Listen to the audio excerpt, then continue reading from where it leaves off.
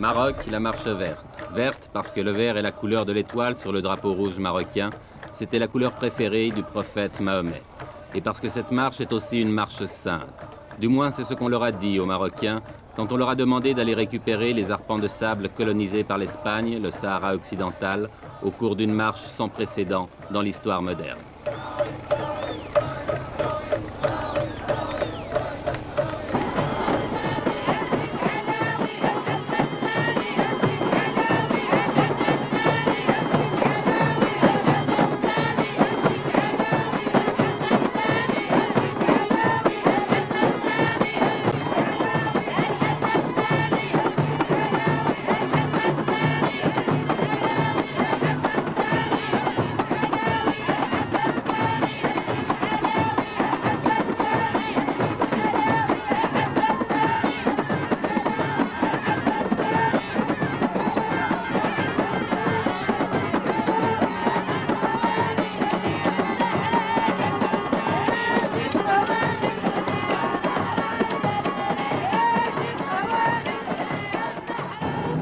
Un homme a eu l'idée de cette marche, à moins que quelqu'un la lui ait suggérée, une idée politiquement géniale, même si on peut la critiquer, et cet homme, le voici, il a 46 ans, c'est le roi du Maroc, Hassan II.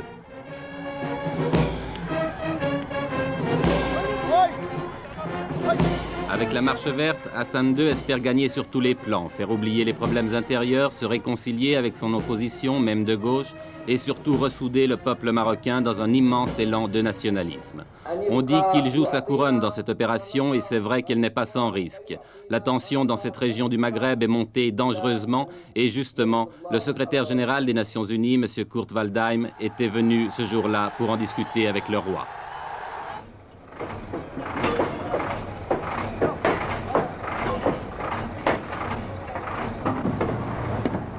Mais au-delà des coulisses de la diplomatie, la marche verte a été lancée. L'armée et la police, l'administration civile contribuent à sa réalisation.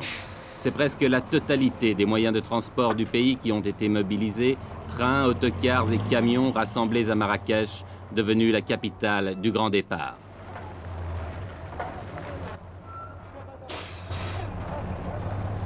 Pourtant, on ne peut s'empêcher de penser que c'est aussi la marche des gueux.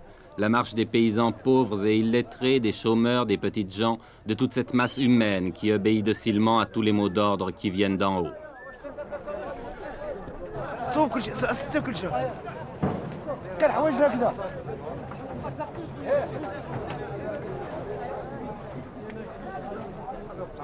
Le roi avait demandé 350 000 volontaires. Ils ont été presque le double à s'inscrire. Pour beaucoup, c'était l'occasion de faire pour la première fois de leur vie un grand voyage ou de voir la mer, bref, presque des vacances offertes et organisées par Sa Majesté.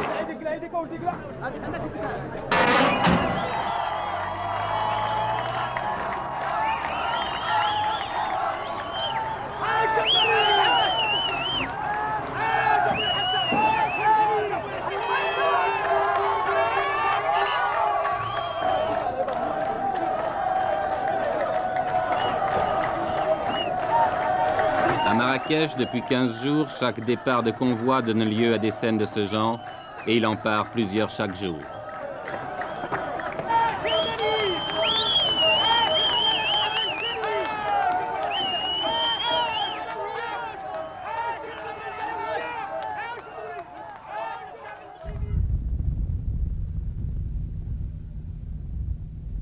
Ils sont partis de toutes les régions du pays, de toutes les provinces. Ceux qui venaient du nord ont parcouru plus de 2000 km, entassés par paquets de 50 sur chaque camion.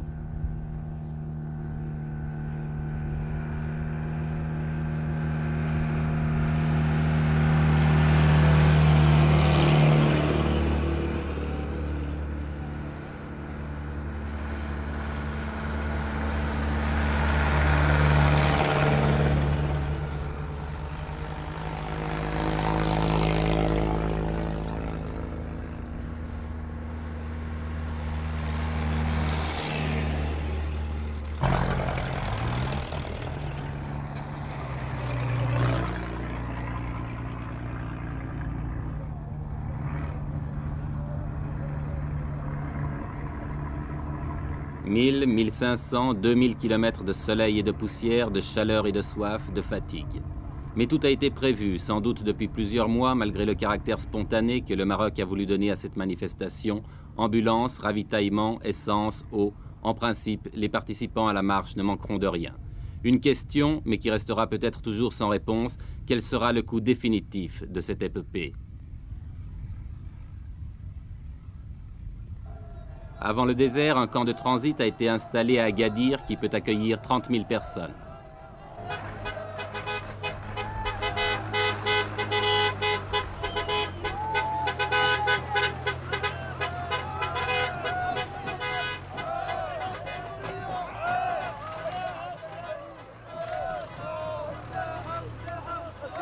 Vous venez d'où? De la province de Taza. C'est à combien de kilomètres d'ici? D'ici à peu près dans les 700 km. 700 à 800. Il y a combien de personnes qui sont venues de cette province? 10 000 personnes. 10 000. 10 000 personnes. Et maintenant, vous allez partir où? On va y aller, Inch'Allah, au Sahara. Au Sahara? Au Sahara. Jusqu'à Terfaya? On dépasse, Inch'Allah, le Terfaya. Vous allez passer la frontière aussi? Après le discours de Sa Majesté, on va, Inch'Allah, jusqu'à la capitale, l'Ayoun. Vous allez traverser El Ayoun? Oui. Sahara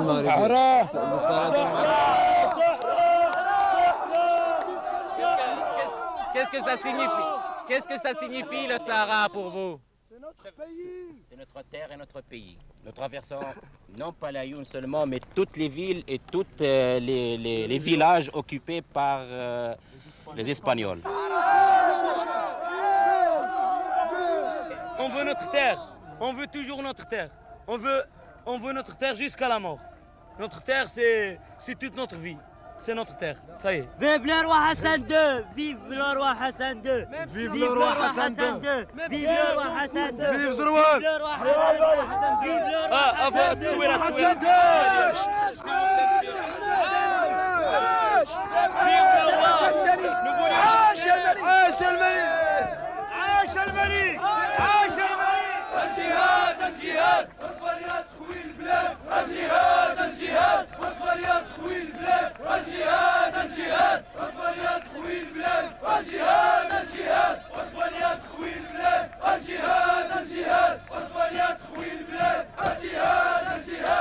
Cela fait plus de 2 semaines maintenant que les premiers convois ont pris la route du sud.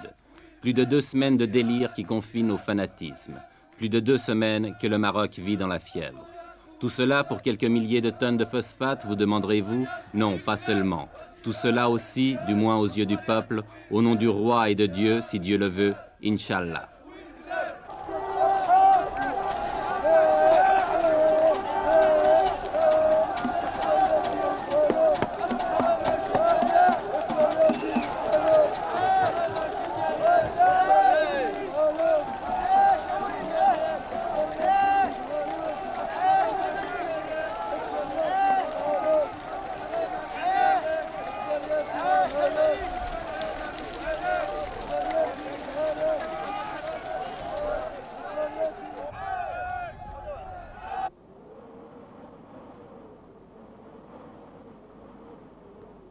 « 350 000 personnes lancées dans le désert, affrontant les vents de sable, reconnaissons que cela ne s'était jamais vu. En deçà des considérations politiques qu'elle peut inspirer, la Marche verte offre le spectacle hallucinant d'une nation jetée dans l'aventure. Folie ou coup de bluff, impérialisme ou nationalisme, je l'ignore. Mais regardez ces images.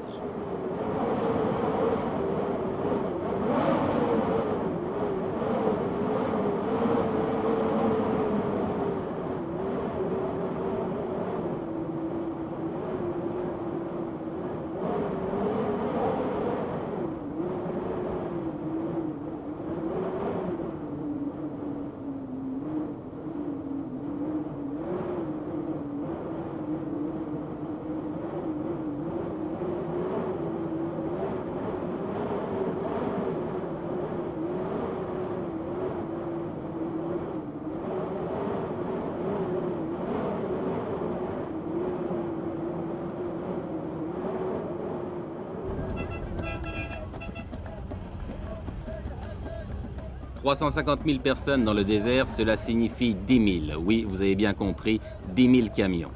En une journée, ce sont 5 convois comme celui-ci que nous avons rencontré sur la route.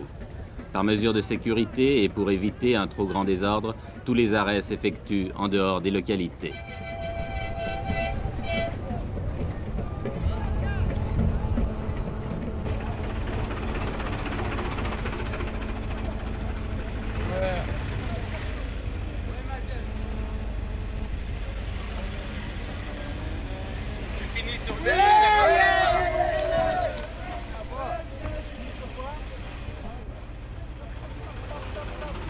Chaque fois que nous dépassons un convoi, nous retrouvons la même atmosphère, une atmosphère de frénésie.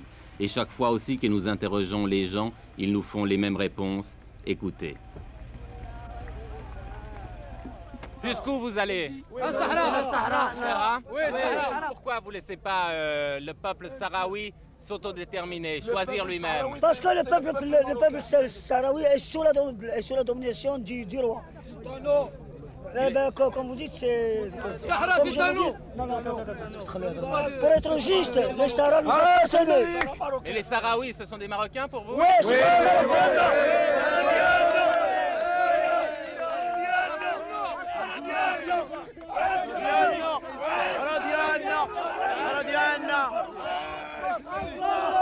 c'est le roi Hassan II.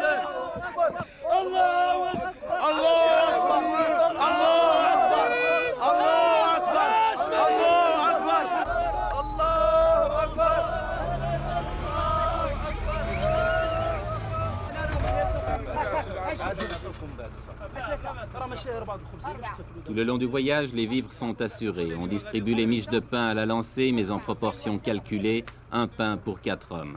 Le convoi se ravitaille donc, puis reprend la route.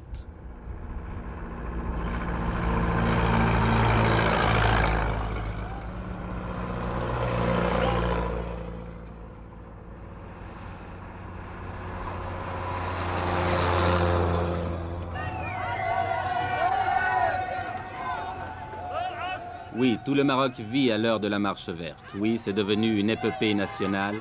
Chaque traversée de ville en témoigne.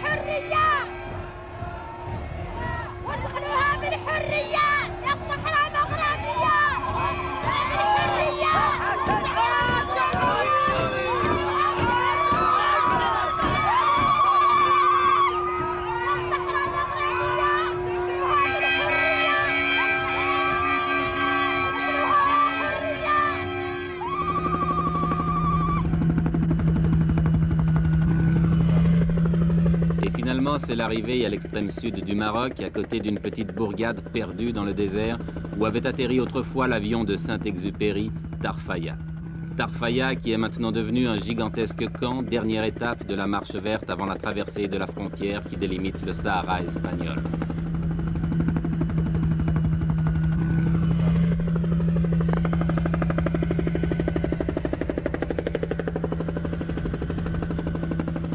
Dans ces alignements de tentes et de camions, on s'est installé province par province.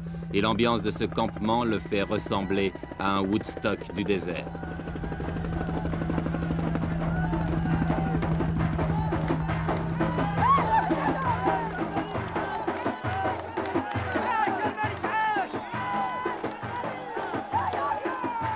Car c'est tous les jours la fête, organisée ou pas.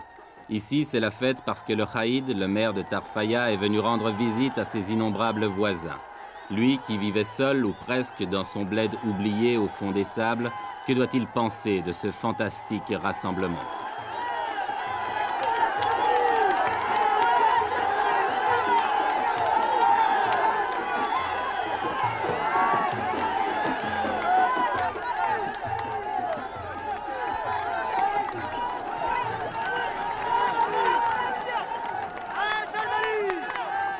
Avec une prodigieuse capacité d'adaptation, la foule s'est installée rapidement. On a nettoyé le sol des cailloux pour en faire des clôtures, on a dressé des tentes de fortune, et il ne reste plus qu'à tuer le temps en attendant l'ordre du roi pour se remettre en marche vers les terres spoliées.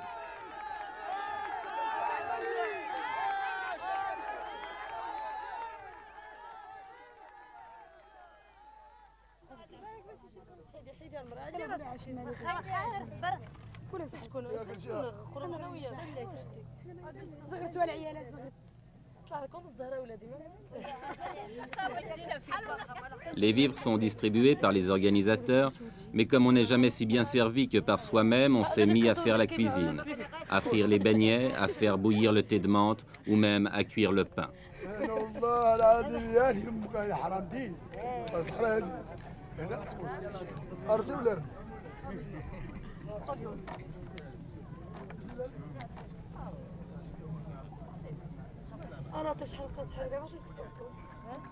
Ici et là, les 1001 petites occupations de la vie quotidienne.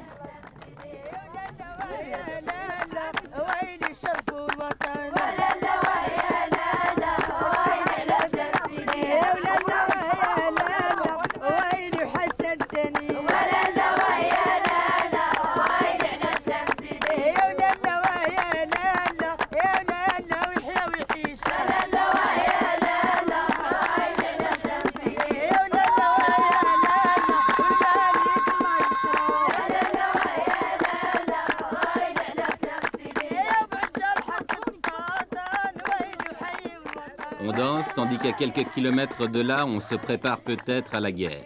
L'Espagne, depuis le week-end dernier, a tout à coup durci sa position et ne semble plus du tout disposée à laisser pénétrer la marche verte sur son territoire. Que va-t-il se passer? Mais qui se pose ici ce genre de questions?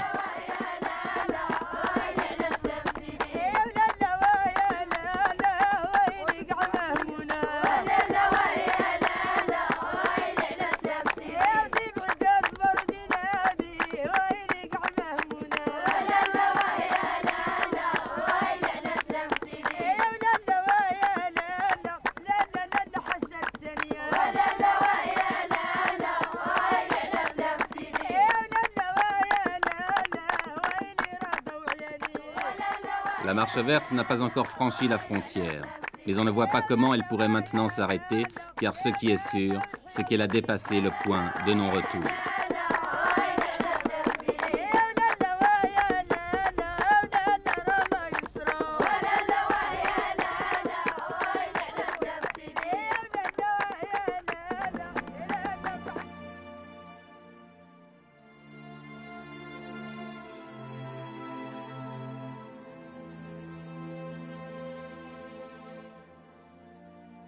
Semble pouvoir arrêter cette armée humaine dont la seule défense est de n'avoir pas d'armes. Certains sont partis pour cette croisade depuis 18 jours et malgré cela, ils ont une force physique étonnante. Il faut presque courir pour les suivre. Comme au premier jour, ils se disent prêts à mourir pour récupérer leurs terres.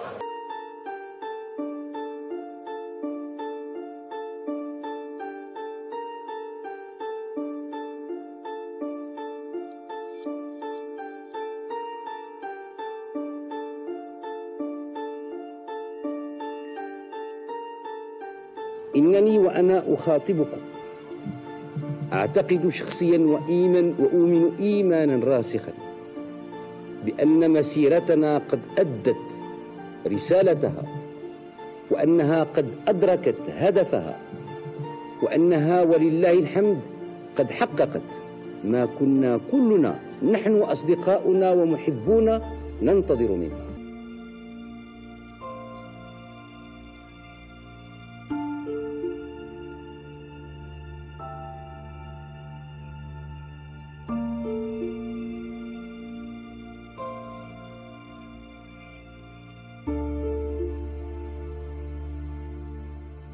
وبذلك يكون كل المتطوعين والمتطوعات قد أخذوا طريقهم إلى مدنهم وقرهم بعدما أدوا هذا الواجب الوطني التاريخي الذي نادى به قائد التحرير وموحد الوطن جلالة الملك الحسن الثاني أيده الله. سيداتي وسادتي، إلى اللقاء في رسالة قادمة، والسلام عليكم ورحمة الله.